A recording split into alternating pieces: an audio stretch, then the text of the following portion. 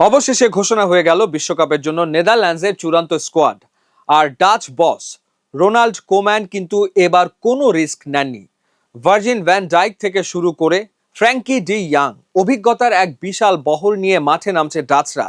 কিন্তু চমকের এখানেই শেষ নয়, এই স্কোয়াডে আছে এমন কিছু নাম আর কিছু বড় ইনজুরি ড্রপ যা অনেক ফুটবল ভক্তকেই চমকে দিয়েছে। যেমন লিভারপুলে খেলা জেরেমি ফ্রিম্পং এর বাদ পড়া, কিংবা সদ্য ইনজুরি থেকে ফেরা জাস্টিন ক্লাইভার্টের দলে জায়গা পাওয়া। আজকের ভিডিওতে আমরা ডাচদের এই স্কোয়াডের শক্তি, দুর্বলতা, রিসেন্ট ফর্ম এবং কারা হতে যাচ্ছেন এই দলের কি প্লেয়ার সবকিছু নিয়ে আলোচনা করব। প্রথমেই কথা বলা যাক এই দলের সবচেয়ে বড় শক্তি নিয়ে, আর তা হলো ডিফেন্স এবং অভিজ্ঞতা। আপনি কি জানেন কোম্যানের এই ২৬ জনের স্কোয়াডে ১৫ জনই খেলেছেন ইংলিশ প্রিমিয়ার লিগে। তার মানে বিশ্বের সবচেয়ে হাই ইন্টেন্সিটি লিগের প্লেয়ারদের দিয়ে ঠাসা এই দল। Liverpool captain Virgil van Dijk এই ডিফেন্সের মূল কাণ্ডারি। তার সাথে ম্যান সিটির নাথান আকে এবং টটনহামের গতিদানব মিকি ভ্যান্ডি ভেন আছেন। আর্সেনালের হয়ে প্রিমিয়ার লিগ জেতা জুরিয়েন টিম্বারও আছেন স্কোয়াডে। এক কথায় রক্ষণ ভাগে ডাচরা এবার যে কোনো বড় দলের জন্য দেয়াল হয়ে দাঁড়াবে। বার্সেলোনার ফ্র্যাঙ্কি ডি ইয়াং এবং ম্যান সিটির তিজানি রেইন্ডার্সের উপস্থিতি মিডফিল্ডে দারুণ ক্রিয়েটিভিটি এবং বল কন্ট্রোল দেবে। মুদ্রার যেমন অপিট থাকে, কোম্যানের এই স্কোয়াডেরও কিছু দুর্বলতা এবং বড় বিতর্কের জায়গা আছে। লিভারপুলে খেলা জেরেমি ফ্রিম্পং এবার ইনজুরির কারণে দলে জায়গা পাননি, যা ডাচ রাইট উইং অ্যাটাকের জন্য বড় ধাক্কা।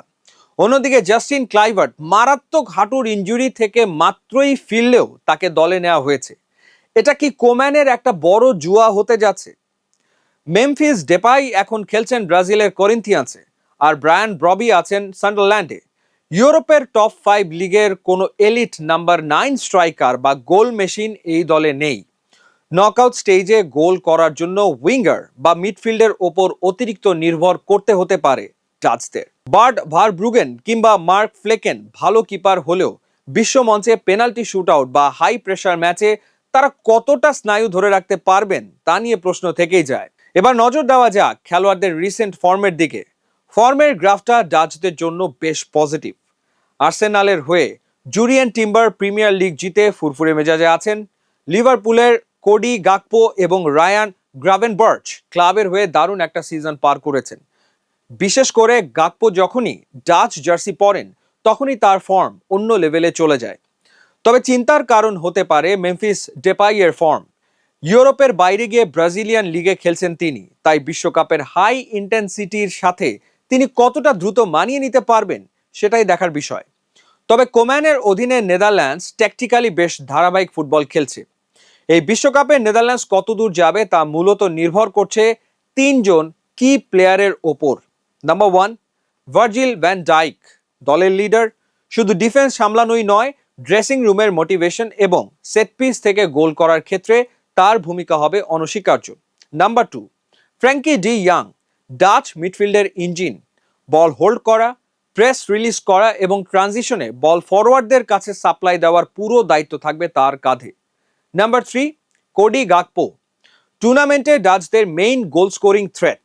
উইং থেকে কাট ইন করে শট নেওয়া বা বক্সে স্পেস তৈরি করায় গাকপো কোম্যানের সবচেয়ে বড় অস্ত্র।